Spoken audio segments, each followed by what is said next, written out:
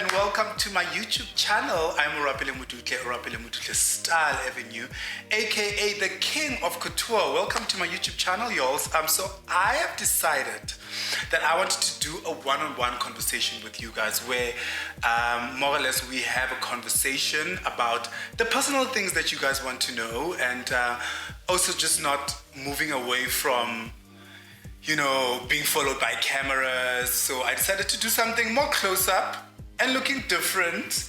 And so here's a bit. So you guys have asked me questions on Instagram, so I'm about to answer them right now, so stay tuned. So if you have a comment or you want something that I should change about this YouTube channel, so just share your comment on the comment section below, and welcome to it.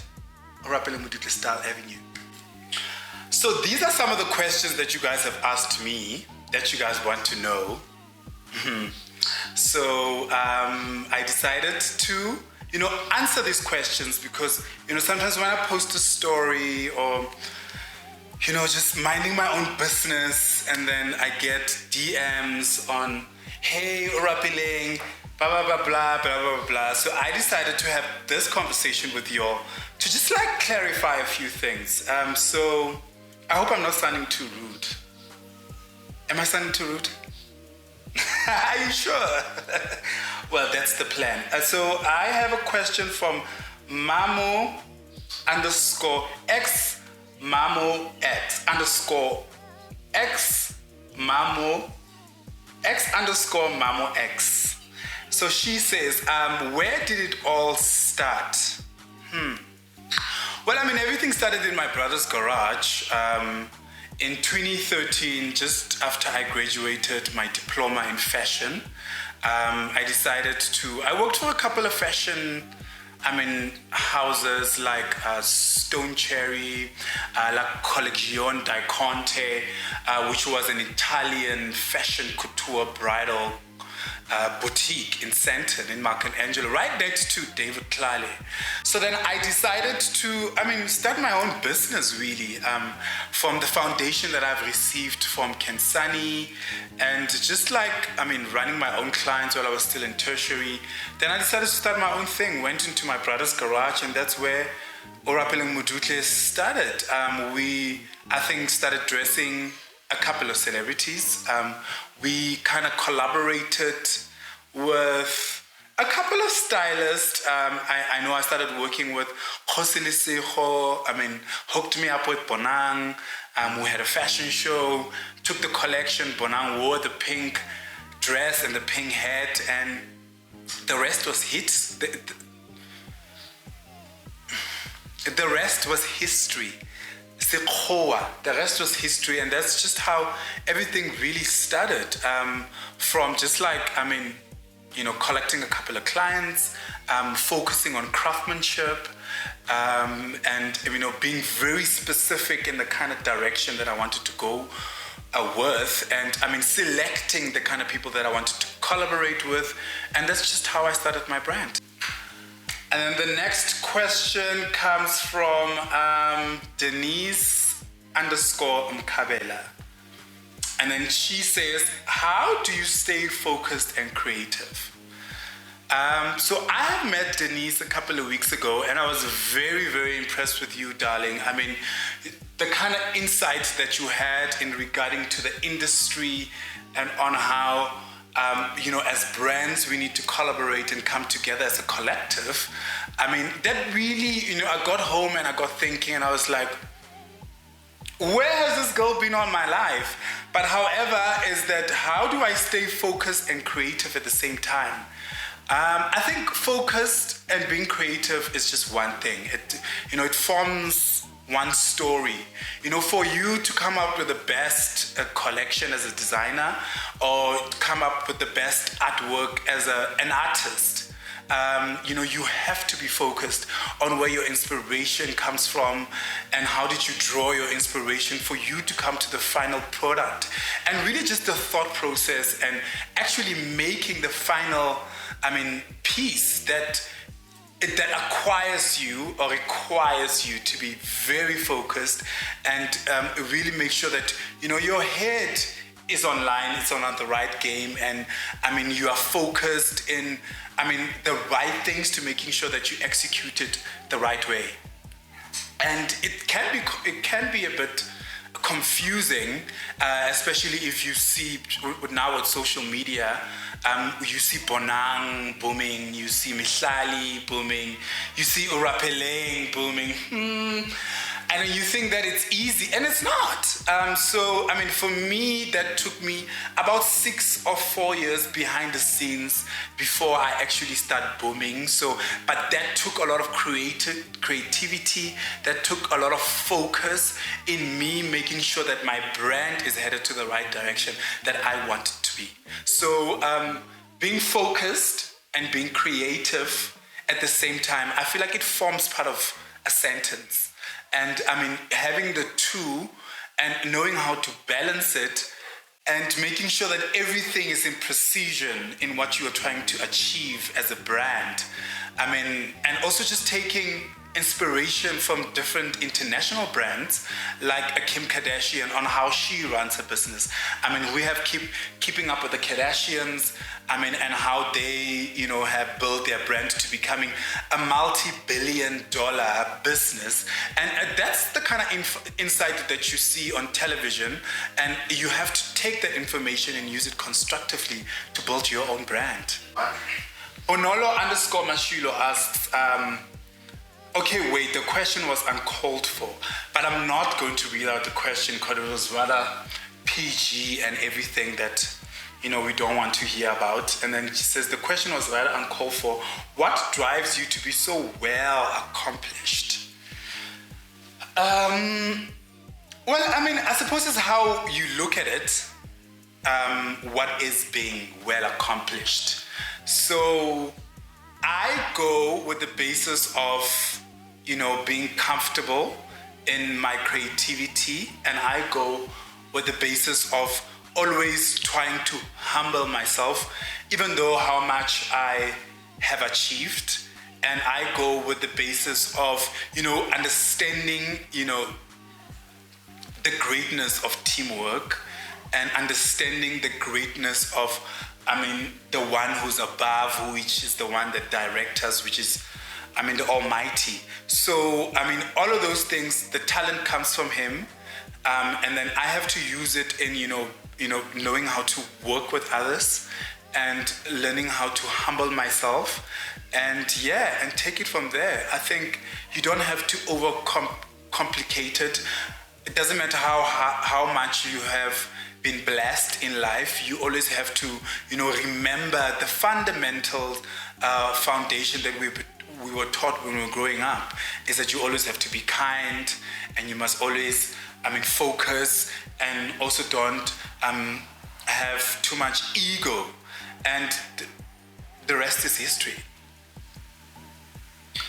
And then, so I am just trying to have a conversation and answer different questions from you all, so that so it doesn't become too awkward. And then one asks, why didn't you make my graduation suit? I mean, you guys have to understand that it's difficult trying to please everyone, especially in the industry that I am. I might say yes to, but if my schedule does not allow it, and then you don't get your stuff, and then tomorrow you're going to say, Rapeleng is too unprofessional. So next time, send your inquiry in time, and then I'm sure we will respond differently. And then the next question goes to Asinabo, who says, where in Kimberley do you come from? I come from a small town called Putanang. I grew up with my mother as a single parent. Went to school at Tshwarelelo Primary School, and then went to secondary school at Emamogo Secondary School, comprehensive school.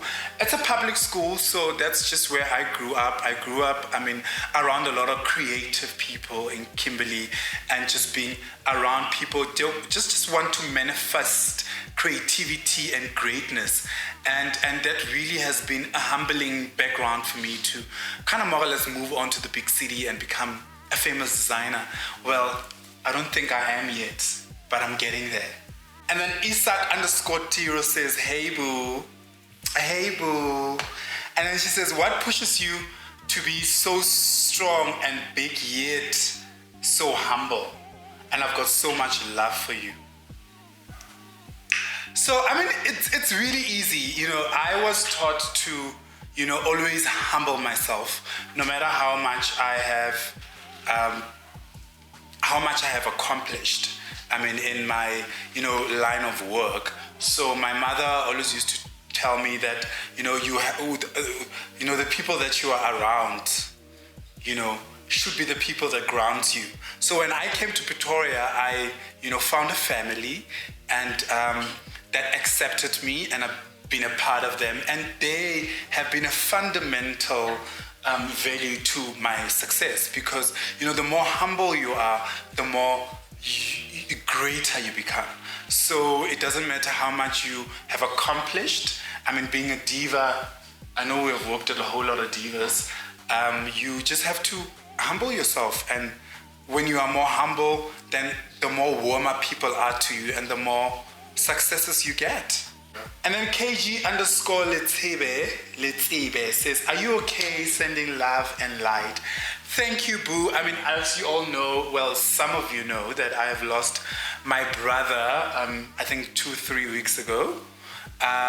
Sadly, I mean, he has been really one of my strongest pillars and foundation in my success, and he has really laid a strong foundation in me and just the kind of person that I have become. And I mean, the two of us used to be like sisters, friends, business partners, everything. But, you know, in just like in clear, you know, life and understanding spirituality and understanding how life works, you know, I am more or less calmer and more accepting of what has happened, because I mean, the only person that decides is God, not us. So I've gotten to, you know, the comfortability of it's sad and I will miss him dearly, and it's not something that's going to happen overnight.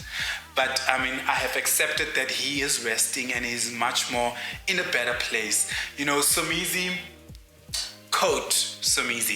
once said at his mother's funeral, he said, you guys must not be surprised. We'll pick it up at Somizi said. So Somizi said at his mother's funeral, and he said, I mean, don't be surprised if I am flourishing, because I have gained one of the biggest ancestors. You know, we call them angels, ancestors. So we understand, well, I more or less understand when people pass away, they pass on to the other side. And, you know, their job on this world is finished, but their job on the other side of the world is not finished. So they are going there to even fight for us. So, you know, that and all of that kind of puts me in a much more comfortable space and at peace, and knowing and understanding and valuing the kind of relationship we used to have. So I will be okay, and in time I will be even better. Oh, darling. On a much more lighter note, let's speak 2020.